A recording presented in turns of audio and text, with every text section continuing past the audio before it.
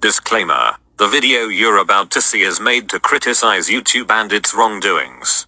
Please do not attack, harass, or threaten YouTube or anyone mentioned in this video. If you do so, you're no better than them, if not worse. YouTube was once a website, found in 2005, where everybody can post videos online, and people would just gobble them all up. Today, YouTube is a total fustercluck. Not everything about YouTube is terrible, but there is so much wrong with the website, it makes you wonder, when will this website go too far to the point where everyone will abandon it? This might be a great time to go over the top 10 worst things YouTube has done or is currently doing. Starting up with number 10, we had Nintendo's creator program. This is not really much of YouTube's fault. It's more of Nintendo's undoing. So if I have to make a top 10 worst things Nintendo has done, I'll talk about this in greater detail and definitely put it higher than number 10. To cover the basics, Nintendo forces YouTube channels to split their ad revenues if they're using their copyrighted properties. Anyone who disagreed would either remove their content or just demonetize them. Oh no! This is partially YouTube's fault just for allowing the program to go into effect, but the rest of the list is 100% YouTube's fault.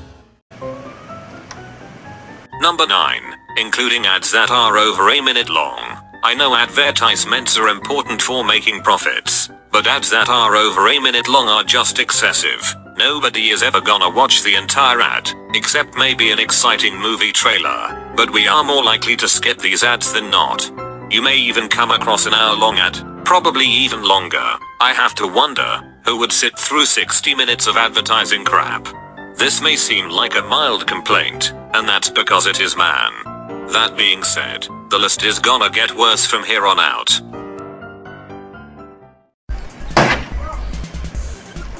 Number 8, giving creators the option to disable comments. Why? Why give us the option to disable comments? Do you have any idea how frustrating it is? We make comments to express our feelings and criticisms towards videos. Some comments can be in bad taste, sure, but they can easily be ignored. Don't tell me these mean comments are considered bullying. By this point, I feel like bullying is slowly losing its meaning. Saying "your that sucks" is not bullying, it's just subjectively true. It's times like these that this website is loaded with a bunch of Oh sorry, this is YouTube. I can't say the R word. Tarts? Yeah, the website is loaded with a bunch of Pop-Tarts that can't even handle a little piece of criticism. To make matters worse, creators also have the ability to remove any individual comment. If a bad video's comment section just happened to only have positive messages, it's understandable to believe that all negative comments were removed, just to make these creators look better. And he seems to remove all comments criticizing him, since all of the comments on his videos are positive, including this lengthy comment made by a channel called Protector of Furries, Shiro, who is most likely just Joshua on an alt account. Moral of the entry is that criticism is a thing that should be encouraged, not silenced. Oh my god! Oh my god, YouTube, what have you done? You sold out to the FTC! You sold it all out to the FTC! The whole thing's gonna crumble now because of the FTC! Number 7, Copper. If you thought the Nintendo creator program was bad, Copper was like, "Hold my Coca-Cola, Nintendo," and ran off to YouTube. For those who don't know, COPPA stands for Children's Online Privacy Protection Act, and it's supposed to protect children aged under 13 years old from inappropriate stuff. That seems pretty good for humanity, but when it comes to YouTube, they really changed it forever. When posting videos, you are required by law to choose if your video is made for kids or not. If it's not made for kids, you get to have your ad revenue and comments. Whatever you do, don't you ever say it's made for kids. Trust me, it won't end well. When it was first announced to be working with YouTube, this caused a lot of anxiety and backlash from users all over the website. Listen, this channel is not for kids! This video is not for kids! If you're a kid, get the hell out!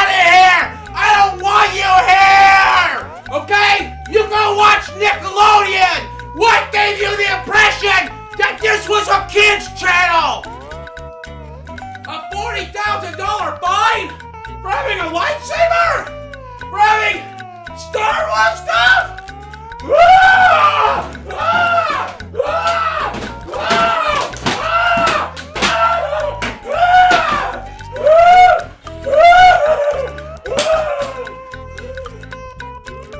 For some stupid ass reason, content creators should be responsible for what the children watch, when in reality, the parents are the ones to blame for not monitoring what their kids watch or taking their electronics away.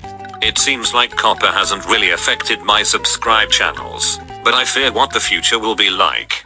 See, this is why I don't like kids.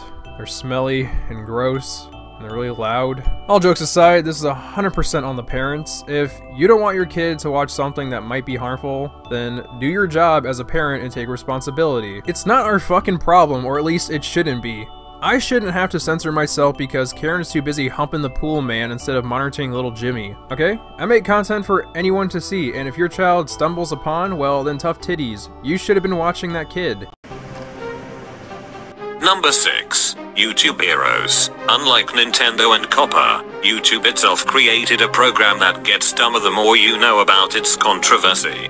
It allows these volunteers to flag inappropriate content, add subtitles to videos, and answering questions on YouTube help. Okay.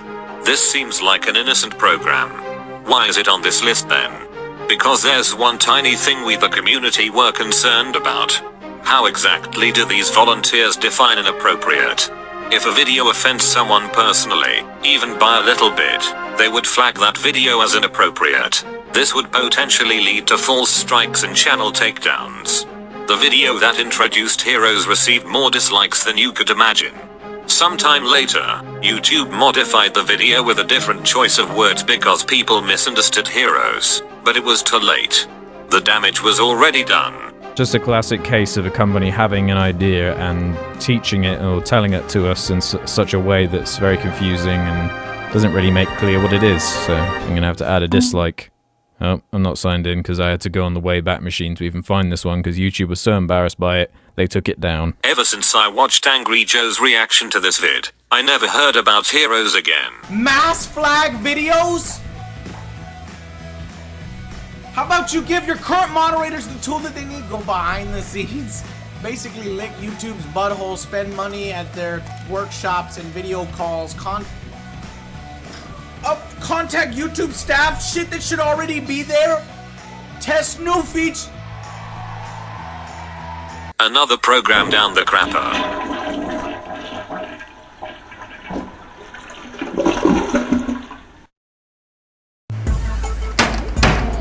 Number 5. Sometimes series overstay their welcome by a mile.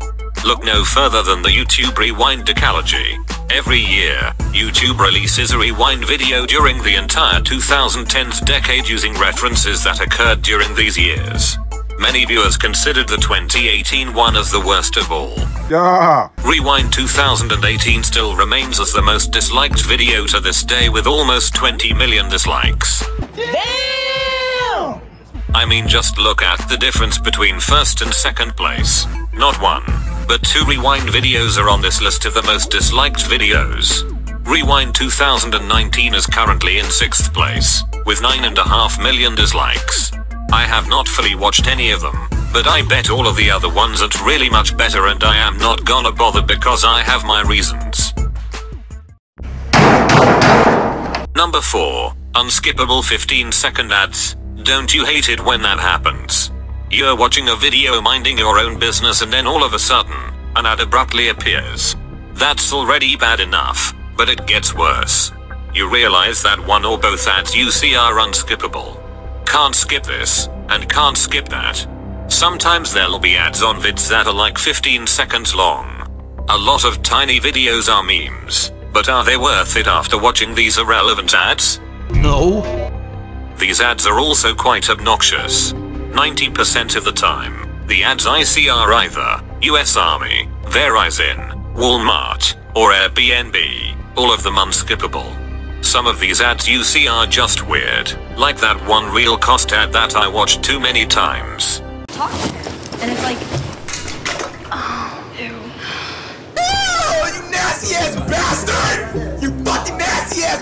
Fuck, that's nasty, man! Ew! You do have the ability to tap on this icon. Select any option. None of them really matters, and you're now all set. Even then, you might not get very far, but at least your favorite YouTubers will earn that sweet ad revenue.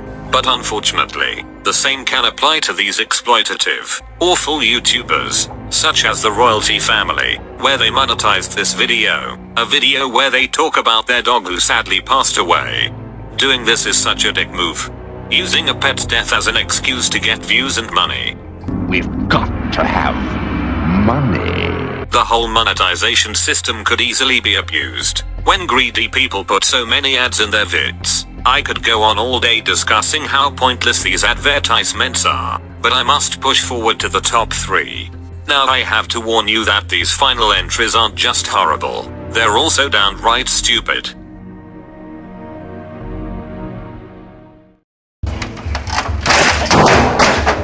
Number 3. Remove the number of dislikes. A bad decision that doesn't need much of an introduction.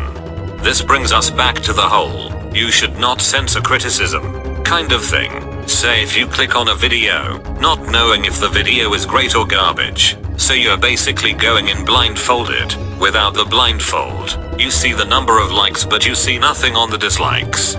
So you have no idea what the like-dislike ratio looks like. Perfect. Just perfect. The comments can be useful. That is if all of the negative feedback hasn't been removed already. I can't talk much about it, because this is just common sense. You either like it, or you don't. It doesn't get any more basic than that. The problem with that is too many people get offended. If you're one of those people, you should get over it or get off the internet. Getting butthurt about everything is just not right for your mental health.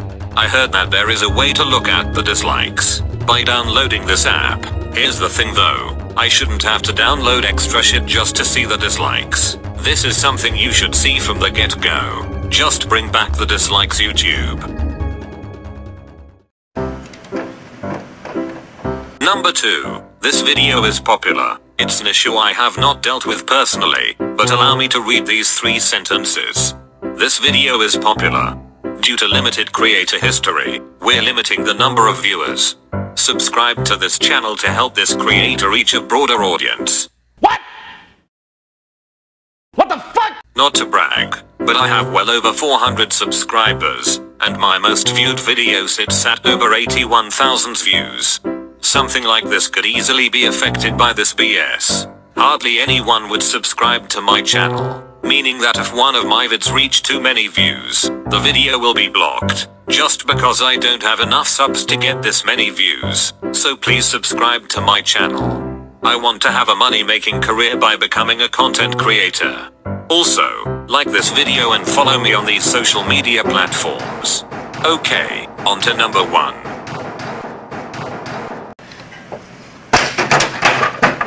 The number 1 worst thing that the platform has done is turning a blind eye to terrible channels. You could argue that's not always the case, and you'd be right. Here's the thing though, back then, there were so many bad channels with worse content to the point where commentary channels would criticize the 3 AM vids, family vlogs, animation stories, fake animal rescue videos, and the list goes on and on. Thankfully some of those channels have been terminated, but others are still around to this day. Update, I originally wrote this script last year, as the number 5 entry before the whole Quantum TV ordeal. For anyone who doesn't know, allow me to summarize. After YouTube rejected the Actman's request to terminate Quantum TV's channel, the Actman's video on the dark age of YouTube was taken down for, these are not my words, sexual/nudity content. Not only that, but Actman got demonetized. What's the point of the community guidelines if there are no consequences for those who go against them? Especially if this person right here committed a lot of bad deeds last year, and also recently committed domestic violence.